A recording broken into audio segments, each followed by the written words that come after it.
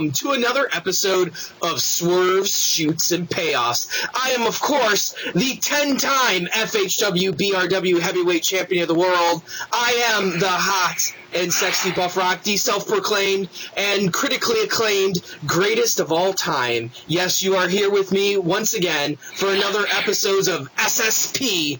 And again, I am joined here by two of my very good friends. First, from Parkersburg, West Virginia, he is Coaster Royalty. And also joining me tonight from Portage, Indiana, is Jace the Mental Case. Now, tonight, we're going to talk a little bit about Night of Champions and all the interesting storylines surrounding what I think is one of the more interesting pay-per-views of the year. That, a lot of the secondary pay-per-views, they're just shows for the most part. But Night of Champions has this allure to it where every single title has to be defended on that evening. And I think it's a pretty cool concept. It was even cooler back when they had more titles. But now that they have, they've kind of whittled that back. You have one tag team, the IC, the US, the Divas, the World. So there's not as many titles anymore. But I still think it's a really cool event. And this year, the card is actually shaping up to be somewhat interesting. I think there's a few interesting points on it. I think there's a few lowlights, but that's kind of been the order of the day recently with wrestling pay-per-views. So we're going to do a little preview of the event. We're going to give you our predictions as to what's going to happen and talk a little bit about the storylines going into Night of Champions. So any thoughts on Night of Champions before we get into it here with our first pre-show match? Not really. It's another September pay-per-view to me, and this is a little different because we have Sting actually involved this time, something other than WrestleMania, and they actually justified him getting a title match, I suppose, but they booked themselves backwards, of course, because they gave him the title match, and then it's like, oh, they gave him a couple wins on television. But it is what it is. Yeah. Well, I'm anxious to see the direction that they go with this pay-per-view in regards to a couple of matches we're going to be talking about. Ryback being one of them is really, I want to see where this is going. Is this, are they going to just throw him off, or are they going to keep it going? And I'm really interested to see what they're doing with the tag team championships. I know Andy has a lot to say about that too, so I can't wait to talk about that tonight. So let's get right into the first match here, and it's a pre-show match with Stardust and the Ascension, the Cosmic Wasteland, taking on Neville and the Lucha Dragons. Now, it's kind of interesting because, you talk about a bunch of guys that have been, the Stardust Neville angle has been going on for quite a bit now, but the Ascension kind of like in that limbo area. And I really like this team-up of putting the Ascension with Stardust. It actually gives the Ascension something to do. Their previous storyline of being the Legend Killers and proclaiming to be the best of all time was just not working and got kind of buried by the announcers on multiple occasions. And they just have been doing nothing, and now they're put with Stardust. What do you guys think of that move? Do you think this is a long-term move, or do you think we're going to see Stardust turn on them just like we've seen Stardust turn on basically all of his partners in the last 6 months? It depends on how it takes off, I think. Again, we're seeing something coming out of SummerSlam, so it's stemming from something that happened at SummerSlam. It's just now different parties are involved, so they're probably just throwing it up against the wall and seeing if it sticks. Mm-hmm. Yeah, I wonder if, because I thought the Ascension when they came in might get a big push, but it seems like they've been kind of shoved to the side. I don't know if the bringing in the Dudley Boys is going to push them even farther to the side. I know that to me it seems like they're trying to push the tag team championship the whole feel a lot more than they used to, because there for a while we kept saying, man, this tag team division is really bad.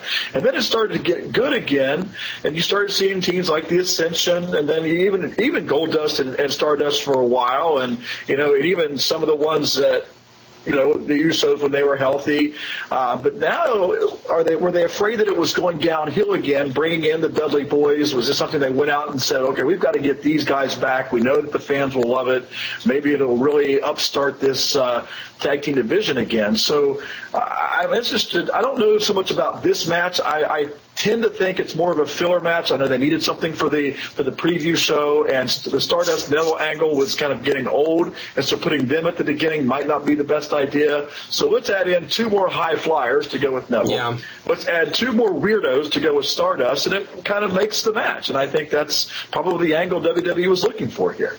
Yeah, and I'm not a huge fan of Neville's character, and where it's going, but I think he's a lot of fun to watch as a wrestler, and I think if you put him with the Lucha Dragons, like you said, that high-flying aspect, and Stardust is a good hand. He's going to be able to help that match progress forward, and the Ascension aren't bad in the ring either. So it's just a matter of, I think you're going to have a really nice match. According to pre-show logic, it's almost certain that Neville and the Dragons are going to win this, right?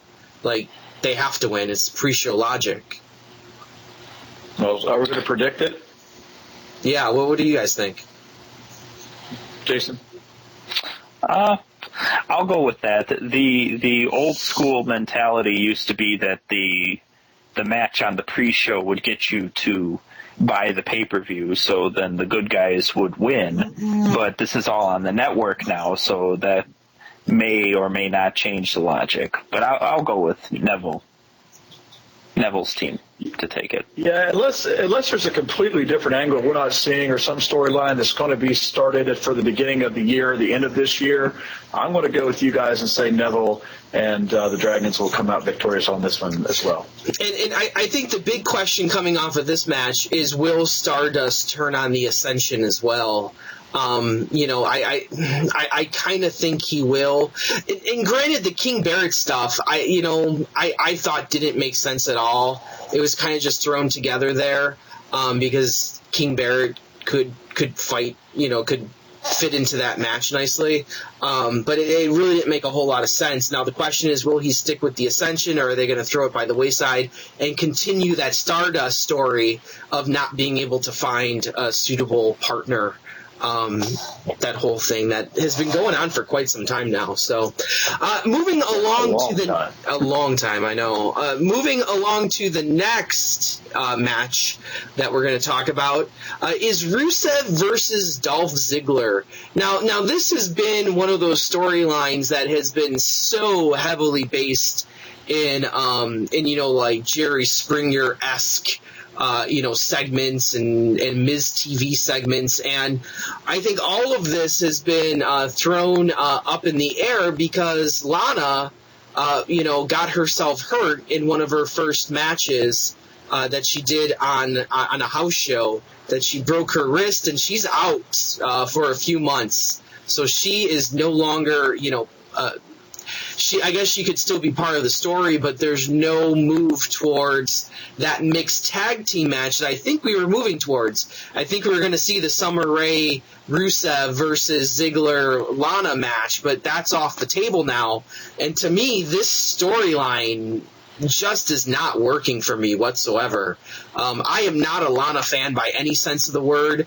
There's a lot of people recently turning on her too, because she, after she got hurt, she sent out this huge tweet talking about how she's been training all these years and how she wants to be the best for the fans. And that was kind of, some other workers and wrestlers kind of threw her under the bus and said she hasn't been at the Performance Center in the better part of 2 years. So if she is training, nobody quite knows where she's training. So a lot of people are questioning her dedication to this by saying that, hey, wait a minute, maybe she's not training as hard as she is, or she's just working an angle or something like that, trying to pass it off as being this good guy. I don't buy her as a good guy. I don't like it. I'm not a huge Lana fan at all. I liked her with Rusev. I think she was really good in that role. But since then, it's been terrible. It's like one of those like, ugh, get off my screen. And it works out perfectly that she's paired with Ziggler now because I can't stand either of them. So that's an automatic fast forward for me. Well, I thought that did seem to be where they were going. They were going to a mixed tag. And probably with the inevitable turn of Lana going back with Rusev. Yeah. But, I mean, the injury has obviously put that on hold a little bit. But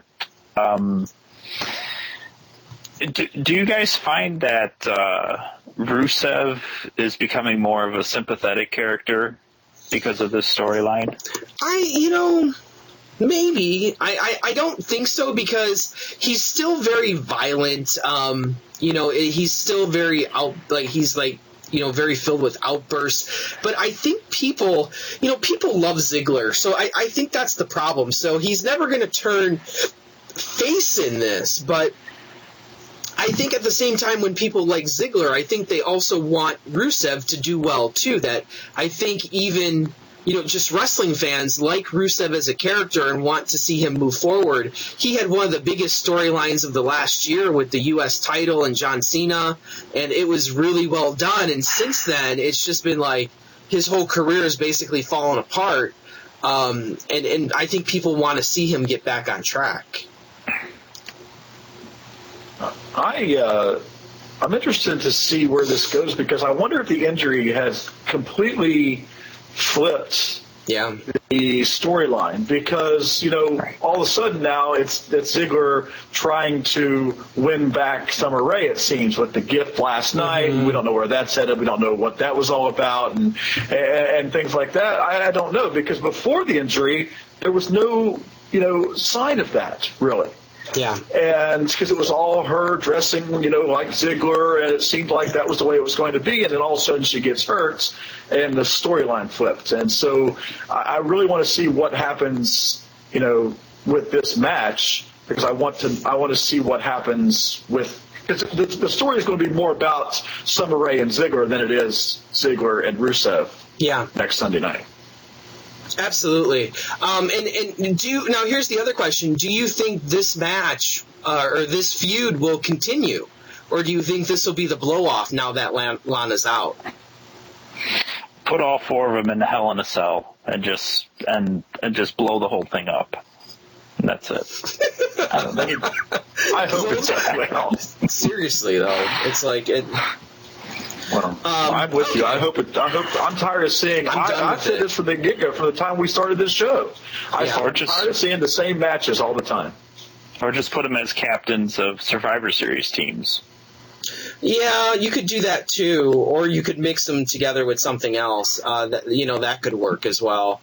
Let's move on to the next match, and I think we're going to get into one of what might be considered one of the semi-main events here, and that's Cena versus Rollins. That we expect Cena Rollins to go on fairly early in the card, I think, just because Rollins has to do double duty, and the WWE is very much used to, if someone's doing double duty, putting the first match up front. Towards the very front of the card, and then obviously having the other match towards the end of the card.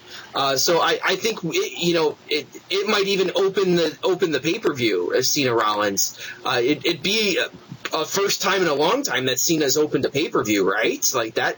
I think that might be a sight to see. Well, that's the question is which Seth Rollins match is going to open it because you can't. It's not aside from last week on Raw, I could have got that impression from the positioning of where they were on Raw, but I think this week has kind of changed that a little bit. Yeah, you're right about that, but I just think Sting is the big attraction. That Sting is what people are watching this pay-per-view for. So I really expect him to be the one to go on last, especially if there's some sort of swerve in there. with either him winning the title or Sheamus coming out, because they keep putting over Sheamus here too. I know well, let's just save that discussion for later.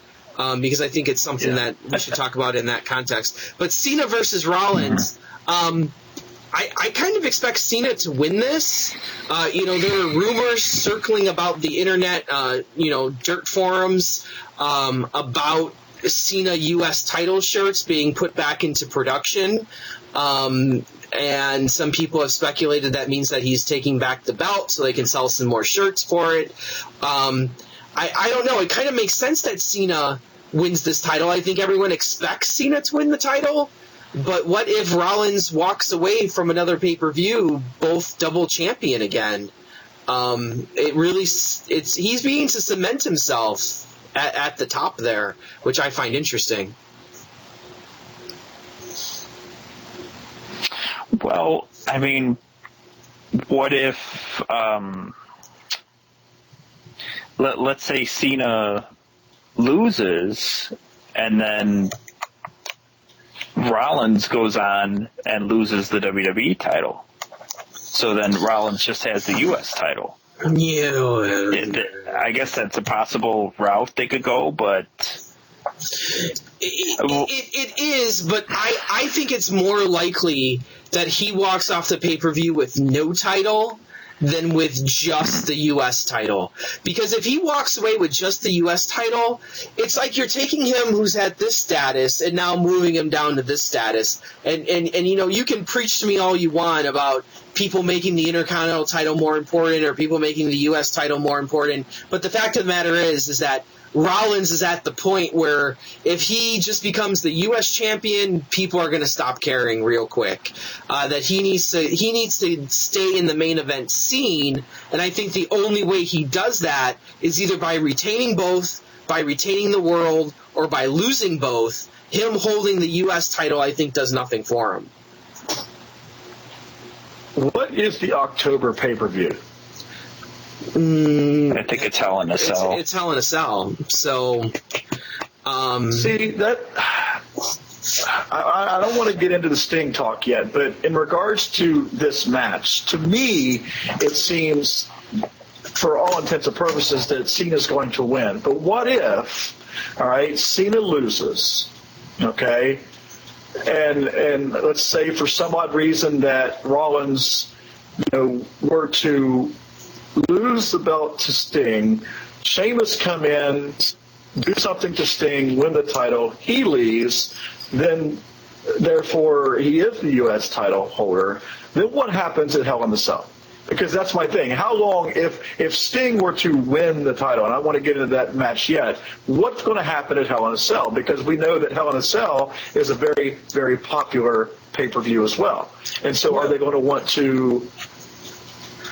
What if, here's a big what if, and this is way out there. What if they just replay Night of Champions? Rollins walks away from this pay-per-view with both the U.S. title and world title, and now they move into Hell in a Cell, and they now have a Hell in the Cell match between Rollins and John Cena, and Rollins has to do double duty again and fight a second Hell in the Cell match against Sting. Because the question is how much legs does this Sting angle have? And to be honest with you, I was really taken aback when the whole thing came up to begin with Sting being entered into the main event basically out of nowhere, like you said, Jason. So it's really a shock, and the question is, well, how long does this go? Is Sting part of the show now? Is this a one-time attraction for 1 month? What's going on here? And I think it plays into this Cena, Rollins thing because it all has to do with each other. Or what if they have a triple threat with Sting, Cena, and Rollins? Or have a quadruple threat and throw Sheamus in there, depending on if he cashes in. I don't know where this is going. But I don't like the whole Sheamus aspect of it at all, but that's because I'm not a Sheamus fan. Well, if we're going to predict this match right here, I'm going to say 80% Cena's probably going to walk away just because it seems that's the smartest thing. And if there is shirts being made, obviously that's where we're going because we're not going to make that and not use it. So with that little bit of knowledge. But then what does Cena do? Does Cena go back to doing the open challenge? Like it's kind of like that's been done though. It's been done. It's like does he? Here's another concept. Let's throw this out there. Moving along to a future match with Ryback and Kevin Owens. Does Kevin Owens win the IC title, and now you have IC title versus US title, and bring back the Cena Owens feud that was super hot? And then kind of just went bye-bye? You're saying about what do you do with Cena if he wins, but my logic is, what would you do with Cena if he loses? So that's why I think he will get the U.S. title back. So you're because what else are you going to do with him? But if he loses, then would they put him into maybe start building him up for the next title run to where he will tie Ric Flair? Right? I mean, because that's going to happen sometime. If we're thinking it's going to happen towards WrestleMania, you got to start building it sometime. Well, and the question is, if he loses and Rollins keeps because at some point, it's almost as if the U.S. title needs to leave this equation. That you're stuck in that classic no man's land that you had with Warrior and holding both the IC and World title. It's like, okay, well, at some point, one of the two needs to get out of this equation because you can't constantly defend both of them. It makes the storylines really confusing, I think. But the question is does Cena enter into the main event picture right away, even if he wins or loses, or does Cena go off on his own thing? I don't know. And I think that's what makes this match interesting, is to see who wins and then what comes out of that. I think the easy answer is that Rollins walks away with both titles at the end of the night. I just have a feeling that that's what's going to happen, that every time he's expected to lose the titles, he walks away with the titles. So that's my prediction, that Rollins wins and retains the title. What do you guys say? I'll go with I will go with Rollins retaining, but Cena softening him up for later. Dwayne? I'm going to go with Cena winning. Okay. And honestly, winning the title or by disqualification or... That's a good point. Oh, I didn't think about that at all. I don't think he's going to get... I go with you, Jason. I think he might win via DQ, but not win the belt. I think someone might come out. Okay. So let's move on to the next match. I mean, I guess we'll talk more about that later when we get to the main event.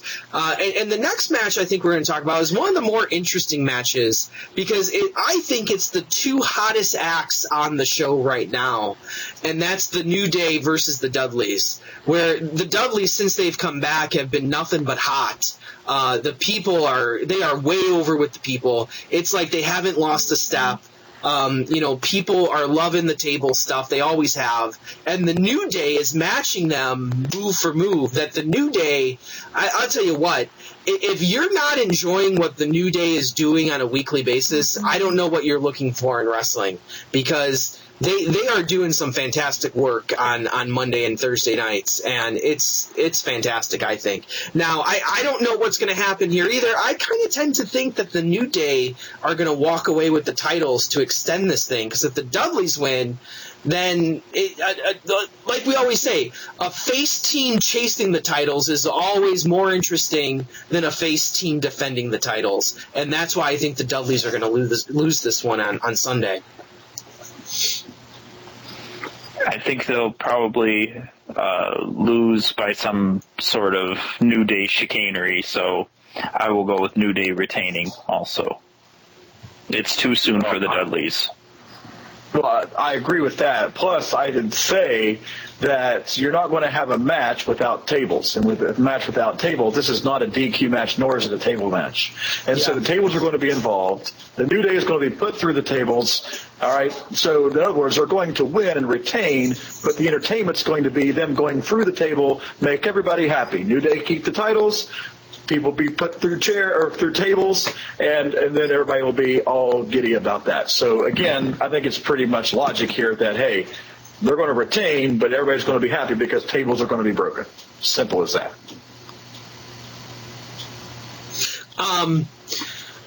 Yeah, I think you're right about that. I think you're right that this needs to blow off in some sort of TLC or some sort of tables match. That this isn't going to be a straight up one-on-one contest having the Dudleys win. So, any other thoughts on the New Day? Well, what are your thoughts generally on the New Day? Well, I think if this was any other matchup, any other team going up, like any other champions going into this title match with the Dudleys who just returned, I would say the Dudleys would take it. But the New Day has gotten themselves over to the point where you could see this act going for a while. Do you guys like the act? Do you find it entertaining? I like it because remember I told you before, Andy, when it started, I was like, man, this isn't working. We talked about this. We hadn't started this show yet, but I said, man, with the whole preacher aspect and people just weren't buying into it, and it just seems blah. And then all of a sudden, and I wonder if it changed, especially when Kofi and Big E both got their personality changed to what they were, what we were used to seeing them as singles wrestlers to what they became. And then to have Xavier Woods not really be so much a wrestler, but he's become that kind of third wheel, but he's not really a wrestler. He's more of a manager type, cheerleader thing, where he's the one who's always causing all of the ruckus, but he's not really involved in the wrestling aspect. And I think that the WWE has found the common ground for all three of these, and it's really working out well. And I really enjoy the trombone act with Xavier Woods. I think that brings a new dynamic. I mean, even last night with against the primetime players, it really worked out well. And I think that's just something that's really working with these guys. And I'm not sure if you tried that out on anybody else in the WWE, it would probably fail quicker than anything. But with these three, it's really working. It's working. Right. I think they're way over, and I love it. Moving on to the next match is Ryback versus Kevin Owens for the Intercontinental title. Now, I was a huge fan of Ryback picking up the IC title, but it just seems that his reign has just been really flat. He seems to be over, that the crowd is finally behind him with the Feed Me Now chants and Feed Me More and all that. It's just I don't know if it's because he got sick and he was gone for so long and was never on television, but it seems that ever since he won the title, he's never been able to find his stride. And I don't think he's doing anything for the title, and I don't think the title's doing anything for him.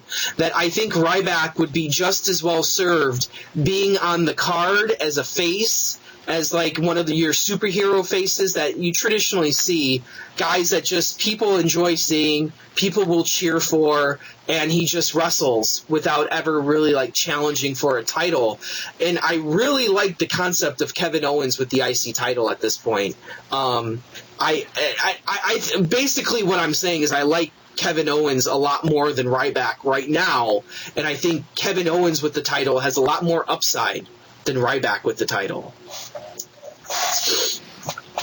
I agree with that, and plus, to your point from earlier, it's more entertaining to see the babyface chasing the title than it is holding the title.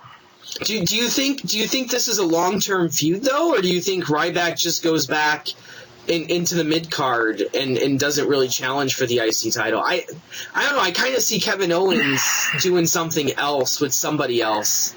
It was like I said, this match is kind of just thrown together, last week, and now I think there's a lot of upside where I think Kevin Owens with the title has a lot of promise versus Ryback with the title that I don't really see much. Dwayne, what do you think?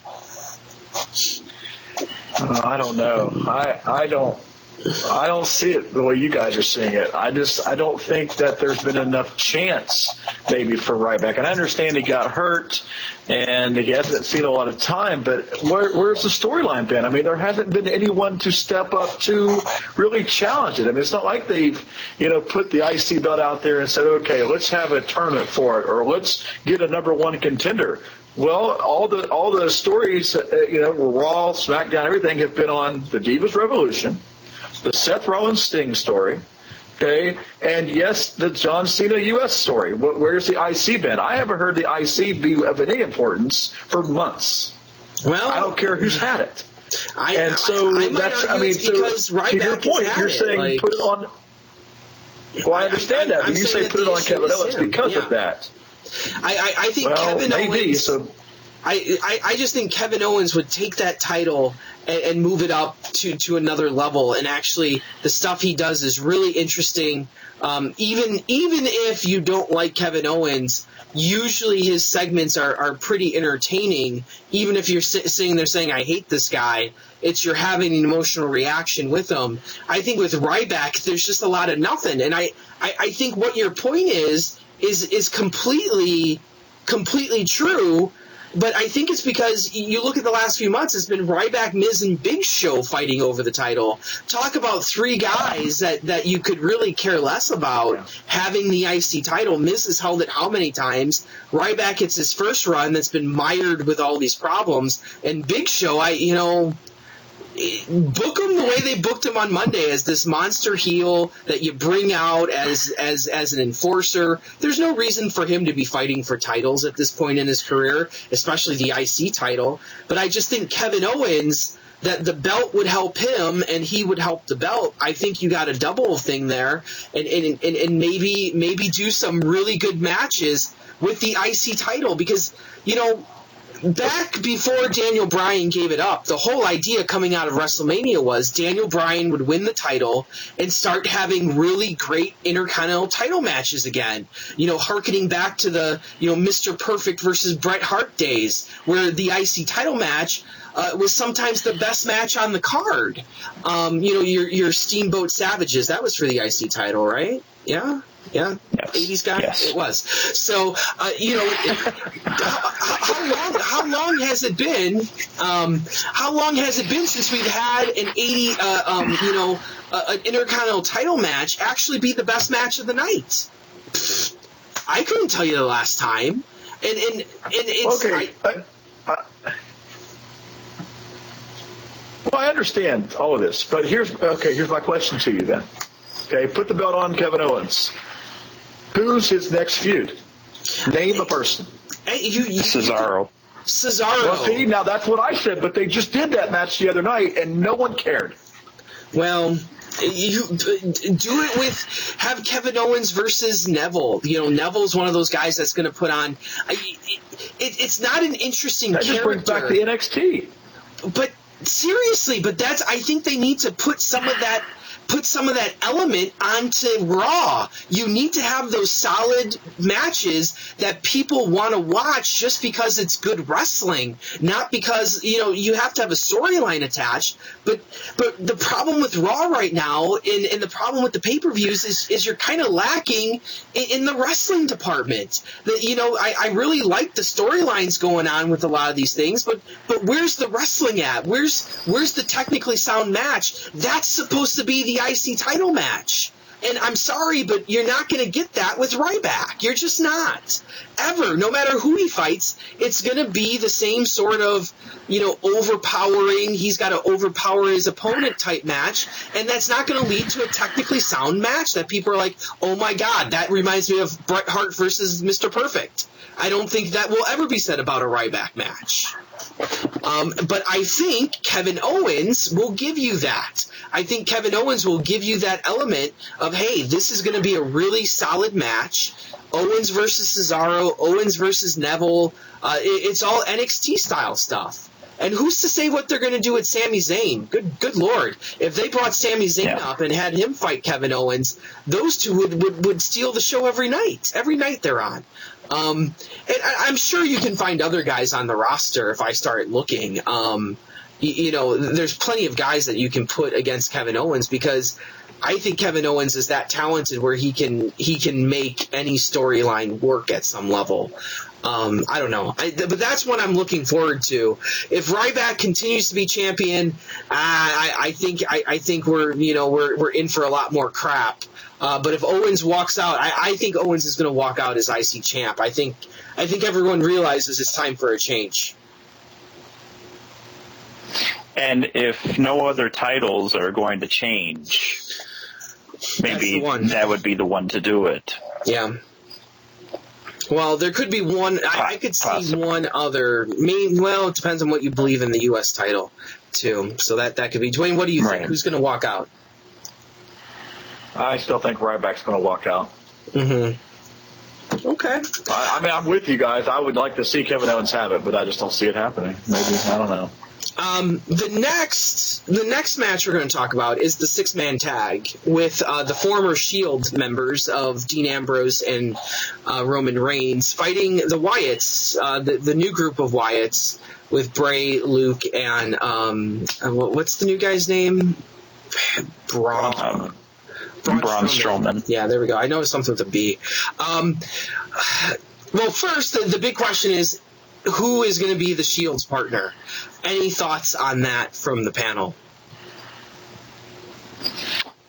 The obvious choice is Randy Orton, but is that really a surprise at this point?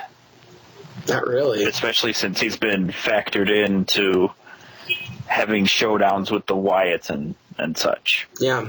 Yeah, I mean, they did that on, the past week where they had the ambushing of Orton after his match, and then they did it with Jimmy Uso during the 6-man tag match they had the other night. And if it's between those two, it's going to be Randy Orton. Now, I was kind of hoping that wasn't the case, and I'm still kind of holding out hope that it's somebody that maybe hasn't been in the ring in a while.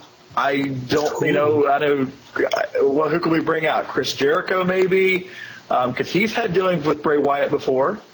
I don't know what route we could go with somebody else. I don't know who's been hurt and who's actually ready to come back, but I'm still holding out hope that it's something not just Randy Orton, because if that's the case, this is going to be another snoozer match for me that I really could care less about. I like the Wyatts, but I don't like them in what they're doing, which is just picking fights with Reigns all the time. I think my problem is that I like the Wyatts in theory, but I haven't liked anything that they've done in so long. Yeah. I like them in theory. I like the gimmick, but they just haven't found what to do with them yet. And they keep sticking them with Reigns and Dean Ambrose and two other guys that I like, but two other guys that I think haven't found their stride as well. I thought Dean Ambrose at this time would be talking main event level guy, and he's not even talking any level guy. There's your match against Kevin Owens too, by the way. Dean Ambrose and Kevin Owens. That would steal the show every night. There's your match, and there's how you elevate Dean Ambrose is you have him in this huge IC title feud. Now there's a match I think people would pay to see. I'm just a thought. I'm just going to throw that out there. But this whole group of guys are just a group of guys that I think should be the future of the company, but they're stuck in the middle. And the problem is when you get stuck in the middle too long, you never get out of the middle. Just talk to Kofi Kingston. Yeah. What if there was some outside-the-box thinking here to where it was, and I mean, he's already wrestling twice on the show, but why not Seth Rollins, and then later on, they all reunite again and help him retain the WWE title. And the Shield is back together. A heel Shield. Well, you look at a bunch of guys that haven't done anything since they broke up. Seth Rollins, all of them are somewhat interesting, but I think Roman Reigns needs to get back on the cool side of things. and be a heel again, because his face run has been, Rocky Maivia-esque, if you know what I mean there. Maybe not as bad, but man, I don't think it could get. It's probably as close as it can get to that, with the fans turning on him. Yeah. And say the people are not over on him at all. Yeah, so you put him back as a heel, you have him do some cool heel stuff again, and then maybe down the line you have him be booked as a champion. But that's an excellent idea. But I wonder if there would have to be right. And plus, there would have to be a way that people didn't see it coming, and that it would still make sense within the context of the show too. And I don't know if they can pull that off. Well, and that's the problem, because the minute he comes out to help the Shield, you're going to be like, well, what the hell's that about? And it's kind of foreshadowing what's going to happen in the main event. What I would like to see happen, though, is that happen. And Well, what were you going to say, Dwayne? Well, that goes back to Jason saying, well, maybe the Sting Rollins match will be at the beginning, and they do it at the beginning. And then it won't matter. Then maybe Rollins will become that third person in the tag match.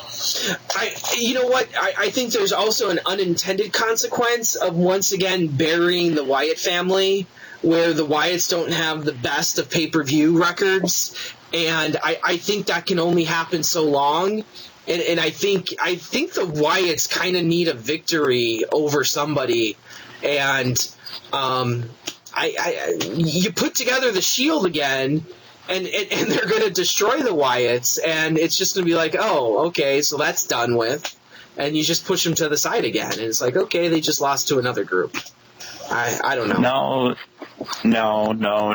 Nikki Bella just said on TV that wins and losses don't matter. So, well, if Nikki Bella said it, then obviously it must be true. She's speaking of Nikki Bella. Yeah, speaking of Nikki Bella, let's move into the now reigning Divas champion, who has now defeated the record of AJ Lee. And let me tell you that this week online has been maybe one of my favorite weeks ever by visiting internet sites, because this shitstorm that has been going on with people complaining about Nikki Bella defeating AJ Lee's record has just been classic. Like, I've been taking screenshots of these comments and just saving them for posterity, because this stuff is gold, is absolute gold. I find it hysterical that these people are getting all their panties all in a bunch, that you can tell real quick who the IWC is going to like as divas. That, come on, it seems if you have blonde hair or big boobs that the IWC is not going to like you. That's pretty much a given. Unless you're not very pretty in the face, and then you can be like Charlotte. And I'm not even sure that Charlotte is really loved by the IWC yet. I think the jury's still out on her for a lot of people. But the shitstorm that went down this week about people complaining. Now, let's put this in perspective. AJ Lee was not that great of a wrestler. Like, come on.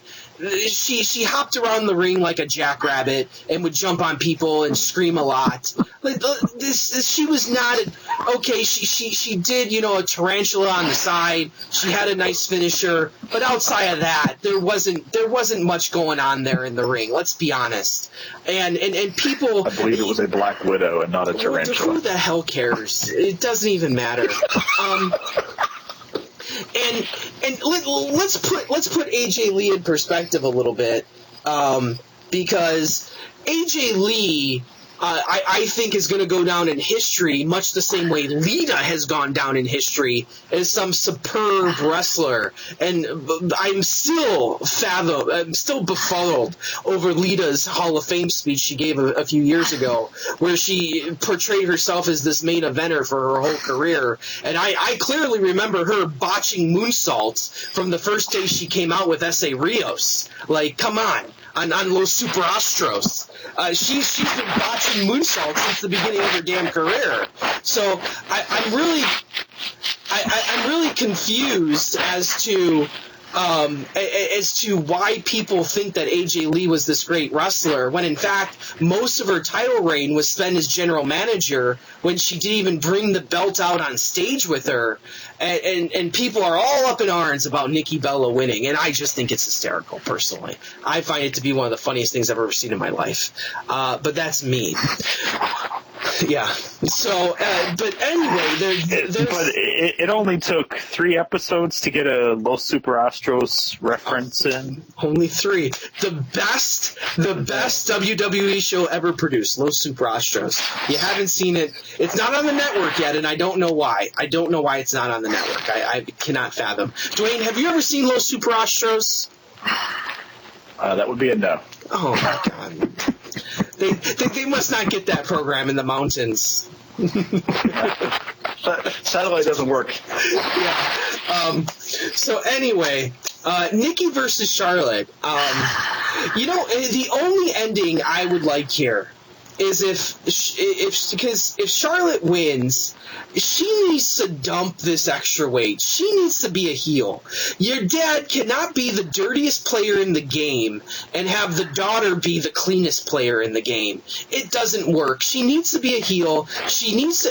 Why they haven't had why she hasn't turned on Paige and Becky Lynch yet is beyond my comprehension. I'm not saying she joins another faction because I'm pretty much over this whole faction concept. But at some point, Charlotte needs to be a heel, and if she's going to wear that title, I think she needs to be a heel as champion, and then maybe have a few good matches with your Becky Lynches, with your Paiges, and I think Sasha Banks at some point is going to turn face, and I could see her and Charlotte feuding. In any case, I could see Nikki walking away with the title, but if you're a follower of Total Divas at all, it seems as if Nikki has done her run. I don't know if she's going to do the 365, if she's going to do the full year as champion, but that's still a far way away from, where we're at what? That's a whole nother 3 months she has to hold the title if she wants to be a champion for a full year, right? Well, 2 months probably. 2 months? More like 2. Yeah. Because she won the Survivor Series, right? I think somewhere around Survivor Series November last year. Yeah. So, so she has, which isn't a super long time, but it's I think something needs to change about this division because the factions aren't working. The factions never work. It doesn't ever work. So you need to change something, and you need to have singles wrestlers, and maybe have maybe more than one segment or 2 segments on a Raw program. If you really believe in a Divas Revolution, maybe you should have maybe 3 Divas matches. That might be, I know that's revolutionary, 3 Divas matches in a 3-hour program, but maybe that's the route you need to go if you really want a Divas Revolution, is you can't have them all on the same segment. They like that, though. Oh, they love it. They love it because they don't have to deal with it then. Here, I'll put them all in one segment. Right. Done. Oh! It's Triple H's idea. Well, I'll be honest with you. I think there was more of a Divas Revolution 3 months ago before all these newcomers came up because the Divas were actually getting 2 solid segments on Raw. I even tweeted a few times. I'm like, what is this? 2 matches? 2 Divas matches on one Raw program? What's the world coming to? And now it's back to having one on Raw, right? Did we have – there were 2 matches on Raw. We had 2 last night, but that's because, But if you really, that's not a revolution. That's just maintaining the status quo that you set 3 months ago or 4 months ago. You need to have more than 2 matches. Trust me, you can take Ziggler off my television and put more Divas on for, that would be a happy transition. Take the Big Show off my TV, more Divas. I can give you a whole list of people that you can take off of my TV to give me more Divas matches. So let's talk about the match at the pay-per-view itself, if nobody else has anything to add to that. Go ahead, Jason.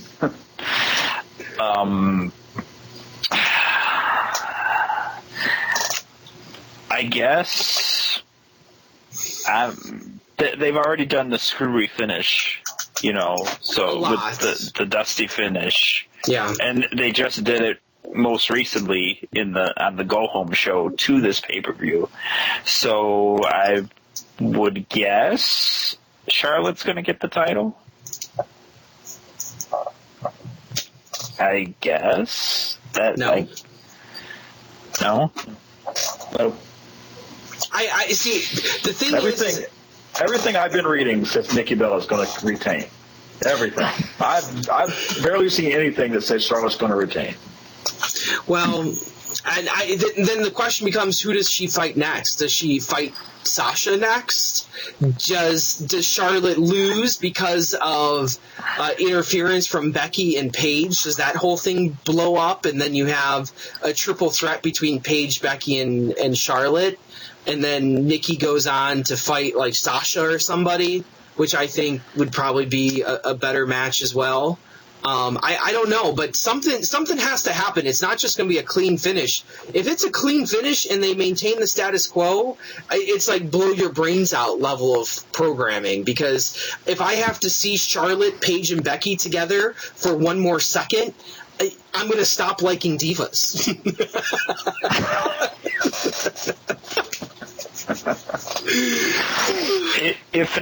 If not Charlotte to end the reign, then who?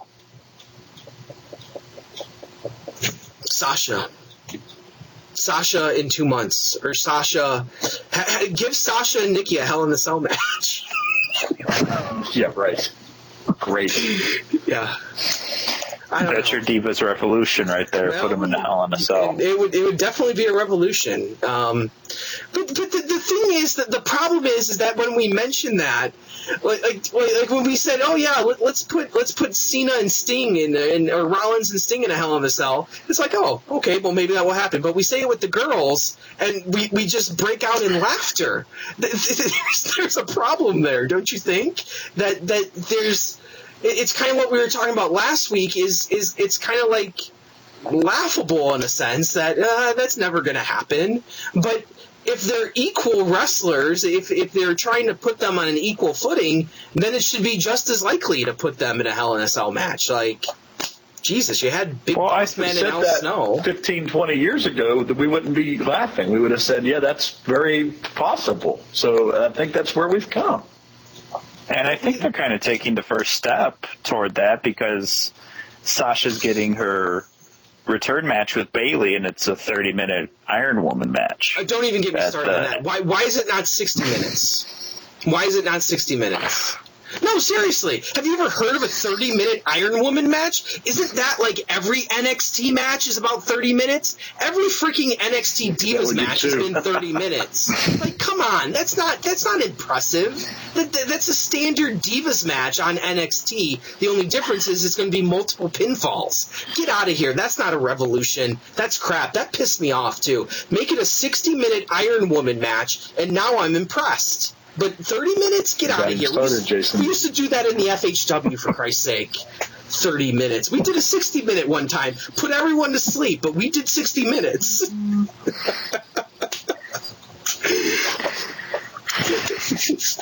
and the Great Salvation went 60 minutes. Hit some people with single blocks. Had some soliloquies in the middle of it.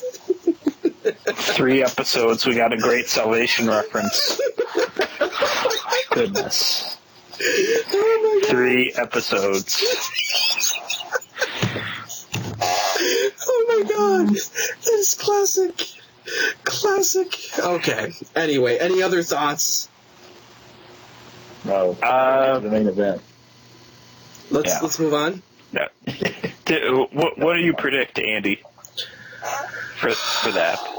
I don't know. Either I'm going to predict. I'm going to go one of two ways. Nikki retains, and PCB breaks up because they turn on Charlotte, or Charlotte wins because she turns on PCB. So something's going to happen. There's going to be a turn in PCB. Is what I'm predicting. If there's not, it's ridiculous. Nikki's going to win. Nikki's going to win, and nothing's going to happen. There'll be a clean finish, and on we go. Okay. It's completely possible, too. Yeah, I could go with that. Yeah. And just to be different, I will say Charlotte wins the title. So, okay. Just to disagree. Just to one of us is going to win that one. Yeah, someone's going to win. Well, I covered a lot of bases with my prediction. So the main event is Rollins versus Sting, and this one I think is interesting because, like I said before, it basically came out of nowhere, and a lot of people were not expecting that to happen so soon, but I think a lot of people have become agreeable to the idea of Sting as world champion. I kind of like it. I think maybe not Night of Champions, but I think at some point he should get a title run, right? But it's almost like if it happens now, it'd be kind of throwaway in my mind, where he's not really expected to hold it into WrestleMania. So why give it to him now? Maybe they do the give it to him for 30 seconds and Sheamus comes out, because man, they have been really pushing that Sheamus idea like he's going to cash in here, and it just makes my skin crawl. So what do you guys think?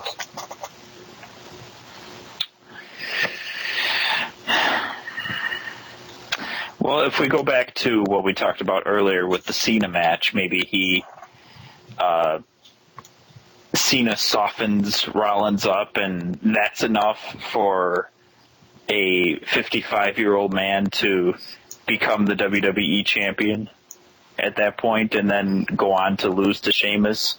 I could go with that line of thinking. I could see them fading out with Sting as the champion and do the celebration on Raw, and then perhaps Sheamus cashes in on Raw instead. Yeah. Possibly. I don't know. Like, I think the big question is Sting here now part of the storylines for the foreseeable future, or is he out the door after this pay-per-view? Right. That's the big question. My question is Sting based, but is this fill time? Or, because when is Brock Lesnar coming back? Is The Undertaker going to be involved anymore? Okay, because I think that plays a heavy part on what happens with the world title. Because if Lesnar's not coming back until, let's say, Royal Rumble, okay, and then The Undertaker's not coming back until one final match at WrestleMania, what are we doing with Sting? Is Sting just going to be maybe get the title and then hold it all the way until we get to Royal Rumble? Is he going to hold it all the way until we get to WrestleMania, where Triple H might become involved in something? I don't know. So I think that is a big question mark that's out there, because you have to look at the people who are involved right now at this time, who we know are going to play a major role in the big pay-per-views once we get to that point. So you wonder, is Sting with this match? And like you guys, I really like the idea, and I think it might happen where Sheamus comes down, maybe even at Night of Champions, after Sting defeats Rollins and, wins that. Here's my problem. Like my problem is that I've really enjoyed this stuff with Sting recently. That, all of his stuff in TNA I thought was pretty much crap for the most part. I didn't enjoy much of anything he did, and I watched some of it. I won't say I watched all of it, because there's no way I could do that, but I watched some of it, and I didn't really enjoy it. But the stuff with Rollins he's been booked pretty well. Like, I've really enjoyed everything, and I kind of want to see more Sting. And it's kind of, depressing to think that he could just be off the show come Monday, and then we won't see him until WrestleMania season. I personally think Sting has a lot to offer. I was absolutely shocked that he wrestled on Raw. And maybe that's just a sign of he's out the door because he wanted his one Raw match, and he gave us the Raw match. Everyone saw him wrestle, and now he's just going to be at WrestleMania. But I've really enjoyed his work, and I really don't want to see that happen. But it's probably the thing that will happen. It's probably Sting. The question is, does Sting win the title for a minute and a half, and Sheamus comes out and then beats him for it, and then we have Sheamus as champion? Like, where's that going to go? where's Sheamus as champion going to go? I want Sheamus to come out and lose to just get him out of that whole picture because he's another guy. Put a diva in his place. That's going to be my new hashtag. That's going to be my new hashtag. Put a diva in his place. If there's anybody that's meant to cash in the Money in the Bank and lose, it would probably be Sheamus. Yeah. So. Yeah. Well, there's so many guys that have done it now. It's like Cena did it, and then Sandow did it, and pretty much might as well just, gave him his release papers at that point because poor Damian Sandow. It didn't take much longer than that. Oh, my God. Well, he had the nice little run with Miz, and then that cashed out. Like, good God. And then they got rid of it. Oh, my God. It's terrible. But, here's a guy who was Money in the Bank champion, and now, come cut time, might be one of the guys going out the door. Sheamus, I don't know what they see in him. I don't get it. I don't get the whole thing. Like I liked him when he first came in. He was new. He was different. Now he's just old hat, and I don't like it. So he plays that part that you just don't know. Like, are they really going to put the belt on him? And I just see him getting into a part of this pay-per-view where he comes in, make his appearance, he loses very quickly, and then something else swoops in and takes the TV, and everybody's forgot about it. Like, that's what I see happening, and I don't know what that's going to be. And I think it depends on the whole John Cena issue with Rollins at the beginning as well. And so, because I just don't see what's the point of having him hold this Money in the Bank contract when all these other storylines that are out there, I just don't see that fitting in anywhere. Yeah. This is one of those years where winning the Money in the Bank is actually hurting the storylines because it's like nobody wants to. Maybe if someone else held it, like if like a Dean Ambrose held it, maybe we would care more. But right now, I just wish it was out of the storyline altogether. And I think it's very likely that we're missing the obvious here, and the obvious answer is that Seth Rollins walks off as champion. I think that might be the obvious answer, is that, well, you solve all of these issues, that Seth Rollins wins by nefarious means and walks off the show as champion. Sting goes away, maybe comes back for Survivor Series or Royal Rumble to challenge again, but then it just blows off the feud if he wins. Problem solved. And we just go on to the next competitor, whoever that may be. Maybe it's Sheamus. Maybe Sheamus tries to cash in and turns face, and Rollins beats him, and then Sheamus is still in the main event picture. But that's another, give me a diva. Hashtag. What was the hashtag again? Yeah, put a diva in its place. Put a diva in its place. Yeah. Put a diva in its place. I like that hashtag. Any other thoughts on this show? Or that match in particular? I don't know. What's the prediction? Yeah, I'm going with Rollins as champ.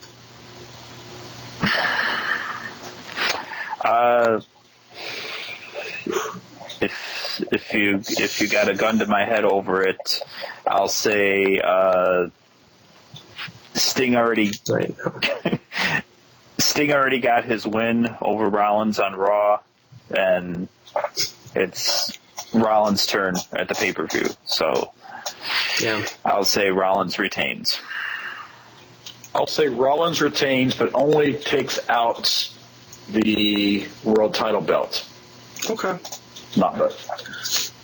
Does Sheamus cash in and lose, or doesn't cash in at all? Teases, then doesn't?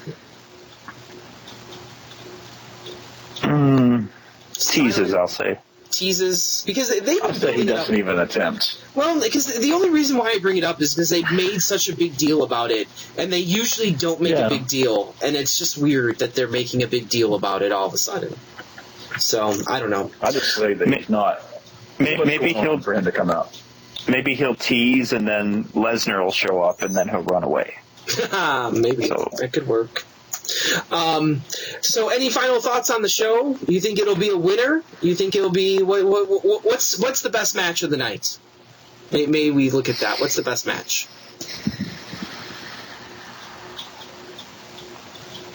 Probably. I'll go first. New Day Dudley's best match of the night. I would say Cena and Rollins. Okay. I was going to say Cena and Rollins as well. Yeah, because you guys are marks. That's why.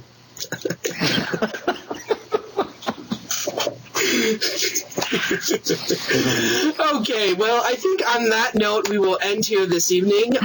So thank you for joining us here on Swerves, Shoots, and Payoffs. I'm, of course, Andrew Barczyk, the hot and sexy Buffrock from Chicago, Illinois. And I'm Jason Lee. Maybe one of these days you'll get it right, Andy, but I'm from Whiting, Indiana. Who cares? No one cares. And I, of course, Coast Royalty from the mountains of Parkersburg, West Virginia, where we avoid the swerves, welcome the shoots, and pocket the payoffs. And that, you better believe. Thanks for coming out.